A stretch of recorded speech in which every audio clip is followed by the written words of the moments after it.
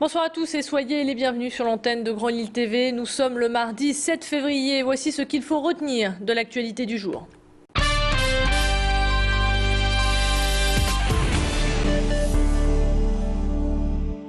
À la une de cette édition, un tragique accident. Ce matin, à Marcq-en-Barœul, un ouvrier âgé de 51 ans a perdu la vie sur un chantier. Les circonstances sont encore assez floues. Les faits se sont déroulés rue de l'Abbé Bonpin, dans un ancien garage. D'après les pompiers, une explosion est survenue alors que l'ouvrier utilisait un chalumeau pour découper de la tôle. La victime s'est retrouvée coincée sous une plaque de béton et est morte sur le coup. Une enquête a été ouverte. 75 jours avant les présidentielles, les candidats se bousculent déjà dans la métropole. Nicolas Dupont-Aignan s'est rendu dans un hypermarché à Lille-Fif pour comparer le prix de deux caddies. L'un avec les prix d'aujourd'hui en euros et l'autre avec les prix avant l'entrée de la monnaie européenne. Il a dénoncé le traité de Maastricht qui est à ses yeux le responsable de la hausse des prix, car le président de Debout la République est favorable à la sortie de l'euro. Il en fait même son point fort de la campagne. Pour ce candidat, abandonner l'euro permettrait de doper les exportations. Je vous propose donc de l'écouter au micro de Pierre Beauvillain. En 10 ans d'écart, votre caddie a fondu de plus de la moitié. De plus de la moitié. Je dirais qu'il représente même là, à l'œil nu un tiers. Quand on regarde les chiffres d'ailleurs, c'est impressionnant. C'est impressionnant. Et je vais vous dire, j'en suis moi-même surpris. Je ne pensais pas à ce point-là.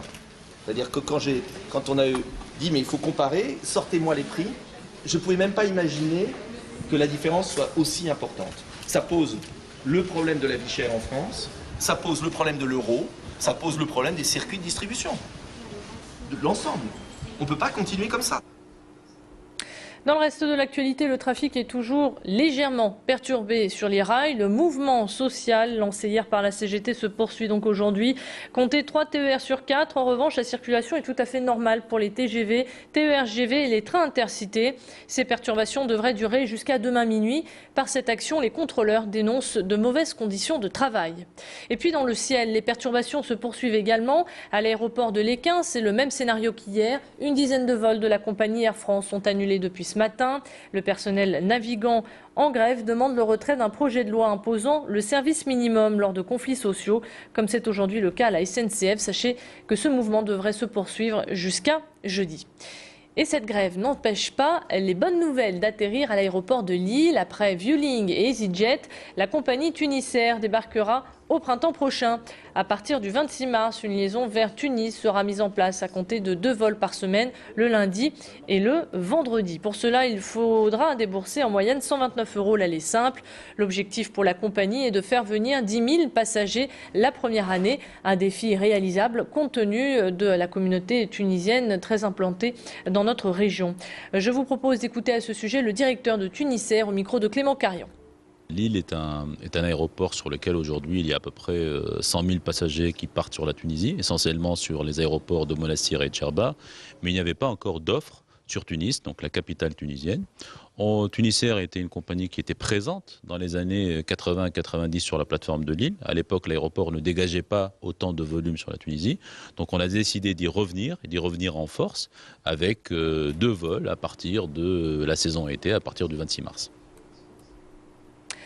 On ne parle que d'elle depuis plusieurs jours, c'est la météo. Même si le soleil a brillé en ce mardi, les températures sont toujours en dessous de 0. Et on pourrait même avoir quelques flocons la nuit prochaine sur la métropole lilloise. Ce froid glacial a en tout cas gelé tous les plans d'eau. Au lac du Héron, à Villeneuve-d'Ascq, quelques pas visibles sur la glace sont la preuve que certaines personnes sont passées par là. Même s'il est amusant de glisser comme sur une patinoire, ce jeu pourrait s'avérer très dangereux, la glace pouvant céder à tout moment.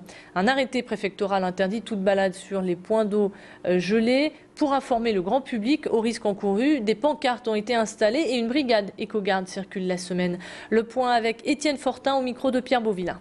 Depuis le week-end dernier, on a toutes les surfaces de plans d'eau fixes qui sont gelées. Et donc on a énormément de monde qui est tenté d'aller sur la glace, surtout qu'il a neigé. Et donc la neige recouvre la surface de glace, donc on ne voit plus l'épaisseur de glace. Et donc on a énormément de monde qui souhaite se promener, qui va se promener sur les plans d'eau. C'est particulièrement dangereux puisqu'on a une épaisseur de glace qui est très variée. Selon le courant, selon l'exposition, etc. On a des endroits où le lac n'est pas gelé, on a des endroits où il y a 10 cm de glace, mais on ne sait pas déterminer où. Donc c'est particulièrement dangereux et instable.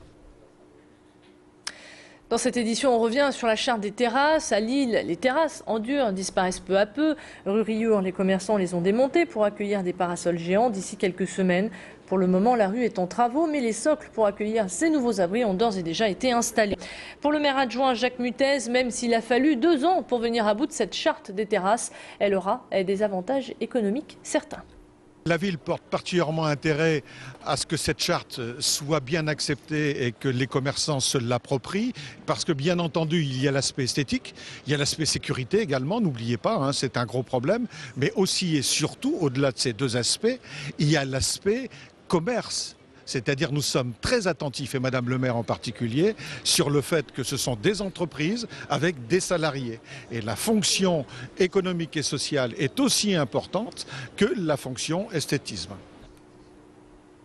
Allez, une idée de sortie pour refermer cette édition. Ça va bouger ce soir à l'aéronef de Lille. Isia sera sur scène. La fille du grand Jacques Higelin va enflammer la salle de ses sons pop-rock. Ce soir, vous retrouverez So Much Trouble, issu de l'album éponyme et bien d'autres titres qui révèlent ses talents. Début du concert donc ce soir à 21 h. Pour l'heure, c'est la fin de ce flash. On se retrouve maintenant pour votre météo. Restez avec nous.